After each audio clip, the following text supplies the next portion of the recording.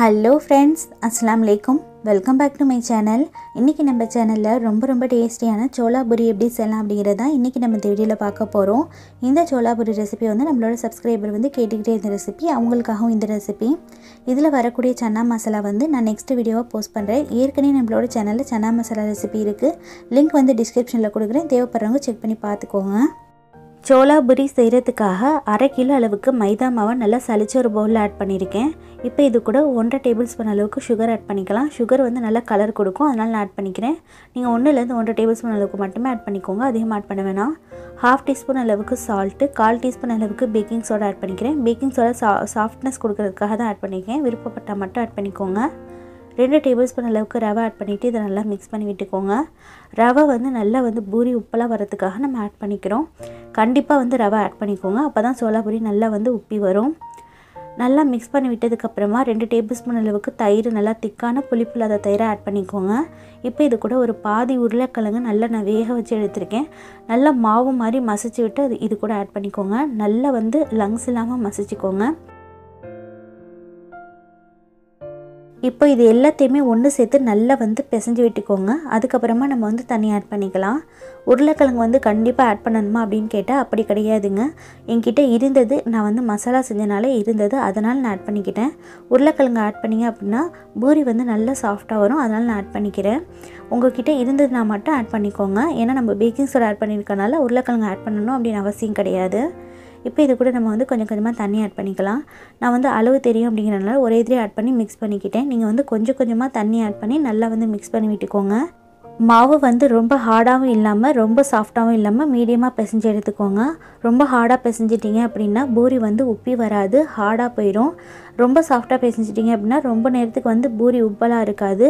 அதனால் மீடியமாக வந்து பிசைஞ்சு எடுத்துக்கோங்க. இப்போ மாவு நான் நல்லா பிசைஞ்சு எடுத்துட்டேன். இதை க்ளோஸ் பண்ணிவிட்டு ஒரு 2 மணி நேரம் அப்படியே விட்டுருங்க. மினிமம் 1 ஹவராவது ஊற வச்சுக்கோங்க, அப்போ தான் பூரி நல்லா சாஃப்டாக இருக்கும். இப்போ நான் ஒரு 2 மணி நேரம் மாதிரி ஊற வச்சு எடுத்துருந்தேன். மாவு நல்லா இன்னும் நல்லா சாஃப்டாகிருக்கு. தயிர் ஆட் பண்ணியிருக்கனால மாவு வந்து ஊற நல்லா சாஃப்டாக தான் ஆகும். உங்களுக்கு வந்து கொஞ்சம் இலக்கமாக இருந்தது அப்படின்னா இதில் மாவு லைட்டாக டஸ்ட் பண்ணிவிட்டு நல்லா மறுபடியும் பிசைஞ்சுக்கோங்க. ரொம்ப லூஸாக இருந்துச்சு அப்படின்னா பூரி வந்து நமக்கு செட் ஆகி வராது. அதனால் வந்து மீடியமாக வந்து பிசைஞ்சு எடுத்துக்கோங்க. இப்போ எனக்கு வந்து மாவு கரெக்டாக இருக்குது. இதை மறுபடியும் நான் ஒரு 5 நிமிஷம் மாதிரி பிசைஞ்சு எடுத்துக்க போகிறேன்.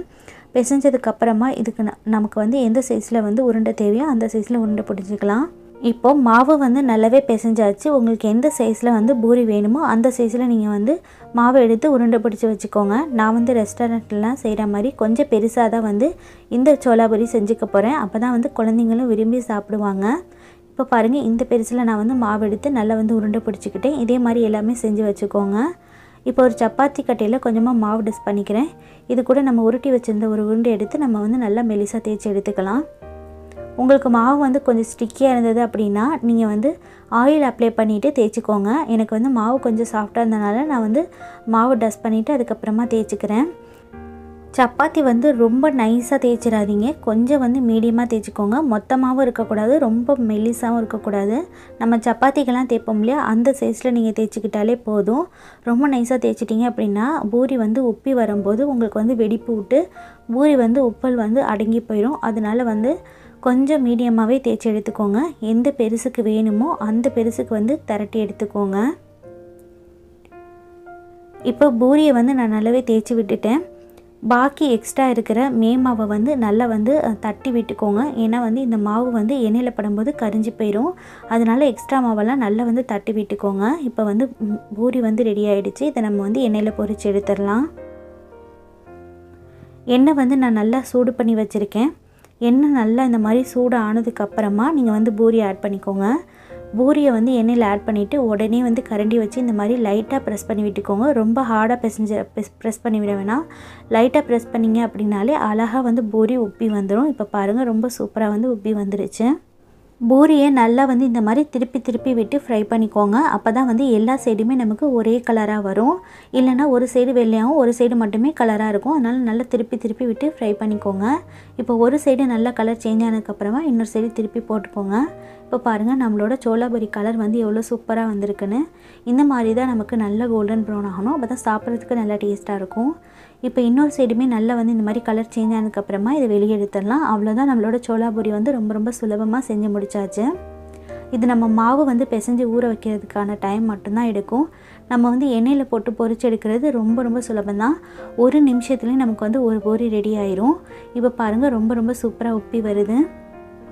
கரெக்டாக நம்ம வந்து மாவு பிசைஞ்சோம் அப்படின்னா நமக்கு வந்து பூரி வந்து ரொம்ப ரொம்ப சூப்பராக வரும்.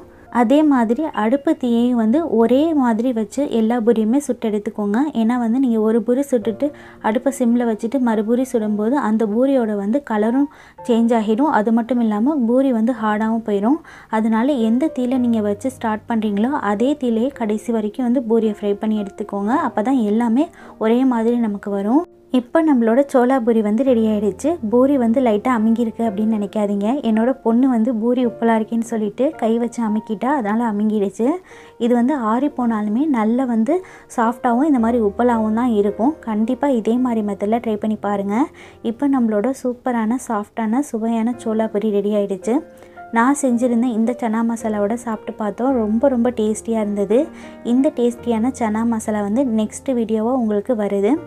என்னோட நெக்ஸ்ட் வீடியோ இந்த சன்னா மசாலா ரெசிபி நீங்கள் பார்க்கணும் அப்படின்னு நினச்சிங்கன்னா என்னோடய சேனலை மறக்காமல் சப்ஸ்கிரைப் பண்ணிக்கோங்க. பக்கத்தில் வர நோட்டிஃபிகேஷன் பெல்லையும் கிளிக் பண்ணிக்கோங்க. இந்த வீடியோ கண்டிப்பாக உங்கள் எல்லாருக்குமே பிடிச்சிருக்கும். ஈவன் பிகினர்ஸ் கூட கண்டிப்பாக இந்த ரெசிபியை ரொம்ப ரொம்ப சுலபமாக செஞ்சிடலாம். கண்டிப்பாக ட்ரை பண்ணி பாருங்கள். ட்ரை பண்ணி பார்த்துட்டு எப்படி வந்தது அப்படிங்கிறத உங்களோட ஃபீட்பேக்கை மறக்காமல் என்கிட்ட கமெண்ட்ஸில் ஷேர் பண்ணிக்கோங்க.